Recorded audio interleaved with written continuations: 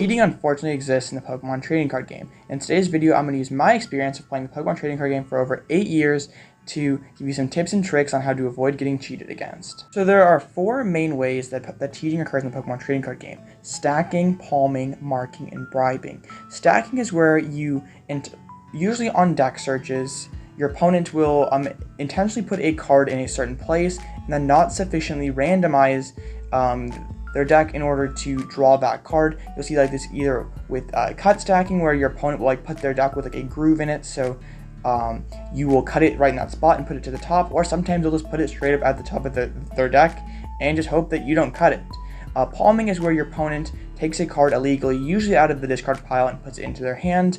Marking is where your opponent will intentionally damage a sleeve or not damage a sleeve to make it so a certain card is distinguishable at any point in the deck, even if like your deck is face down.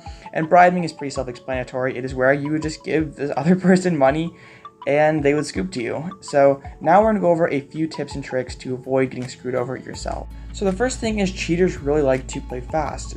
They do this because usually that when they're trying to pull something off shady, like such as stacking their deck or palming a card, they want to be doing, they pretty much want to make their board stay as confusing as possible. So they're playing at a super fast pace and make things hard for you to keep up with. Then I definitely think it's more likely for them to pull something off that you would not be able to catch. So a couple important things to remember is playing at your own pace is not slow playing. As long as you're maintaining a consistent pace of play that is not slow, then you're completely fine. Like, they can call for a judge as much as they want, but if they're playing at a extremely fast pace of play, that is actually illegal. That the Pokemon rulebook states that Pokemon is supposed to be a fast-paced game, but excessively fast play is not allowed.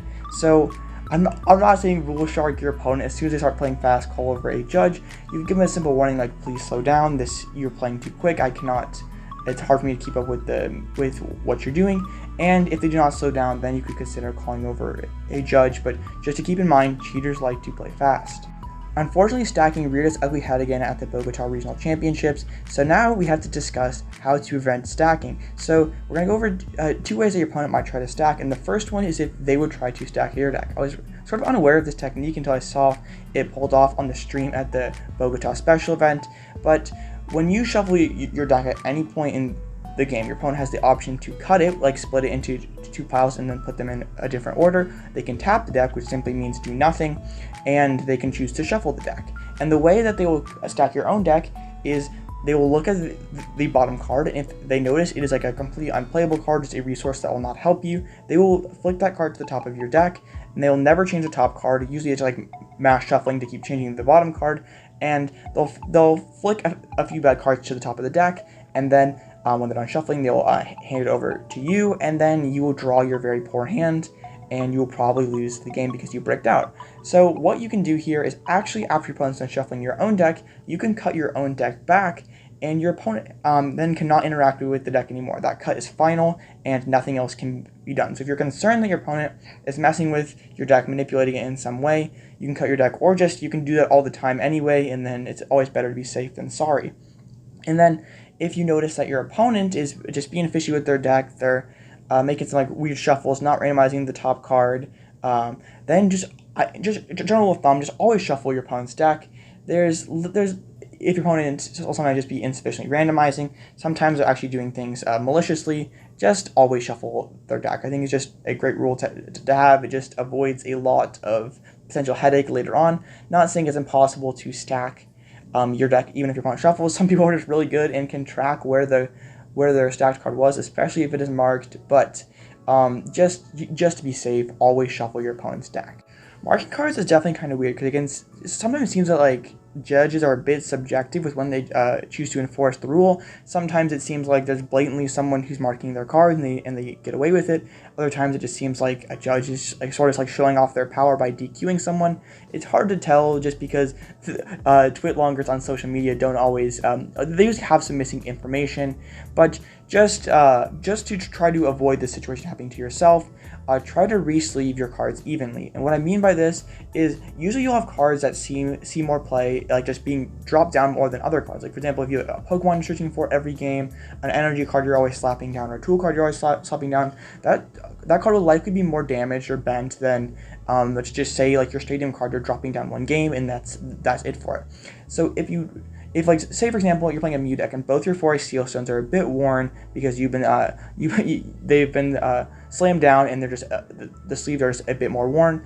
I don't recommend just like re-sleeving just those 2 cards, because then, just like how those 2 really damaged sleeves would have stuck out, also those 2 fresh new sleeves are gonna stick out on your otherwise beat up deck. And then also, if you're just so just in general, if you're going to re-sleeve just 1 or 2 cards, like especially if you're using single color sleeves, probably should do the whole deck. And then also, if you're going into day 2 before a tournament, you just played a lot of games of Pokemon cards, your sleeves are pretty beat up, you probably want to re-sleeve before day 2, just to avoid any sort of risk that you might be penalized or disqualified. Sleeves are they're not that expensive, and it's not worth taking the chance that your whole trip will be ruined by a judge DQing you. So re-sleeving is definitely pretty weird, because it just sometimes seems pretty subjective to a judge what is marked and what is not. But here are just a couple tips to hopefully help you out. The final 2 ways that people try to cheat against you are palming and bribing. It's hard to just like pin down like an exact way to avoid getting someone to palm cards against you, or to reduce the odds of it happening.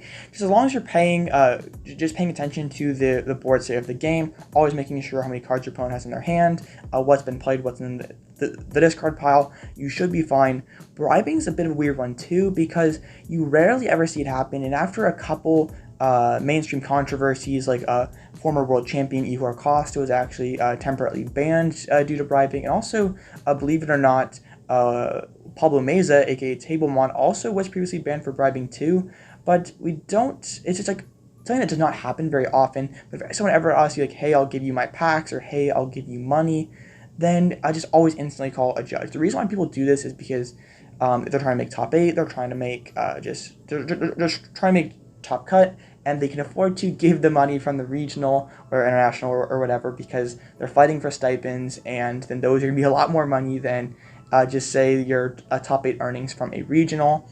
So just if anyone ever offers anything like that, just call a judge immediately, because that's not cool. That has no place in Pokemon. Just call a judge and hopefully they'll be disqualified. And finally, don't feel pressured. If someone's doing something shady, call a judge. And also, just don't let someone use their status to pressure you. And I feel like a lot of times, especially newer players, will see that they're staring down a content creator or a respected quote-unquote pro player, and they will feel like this player has my best interest in mind. They would never do something to manipulate me. And sure enough, somehow a supporter card or an energy ends up in that player's hand, and they just offer, I'll put it back in the discard pile for you. That's cool. And that player probably palmed a card against you, and instead it just gets put back into the discard pile.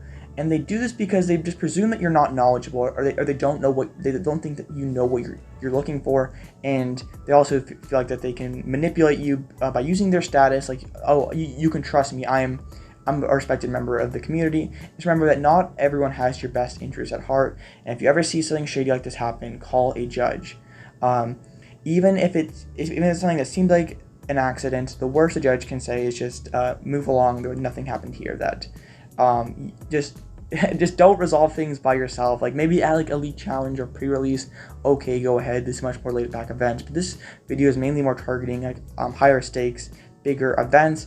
Just call a judge. There's nothing to lose and everything to gain by calling a judge. This is not exactly encompassing like every sort of shady behavior that happens with Pokemon TCG. There's lots. There's like way too much for this one video. These are just some of the main ones that people try to do. And just remember, even if you're never caught for cheating, you're gonna have to answer for those sins again one day. So just keep that in the back of your mind. But I want to know what you guys think. Did this help you? Are you going to try to employ some of these strategies to help you not get manipulated in the future? Let me know in the comment section down below. And thank you for watching all the way through the end of this video. And I appreciate all you guys' support, and I will catch you in the next one.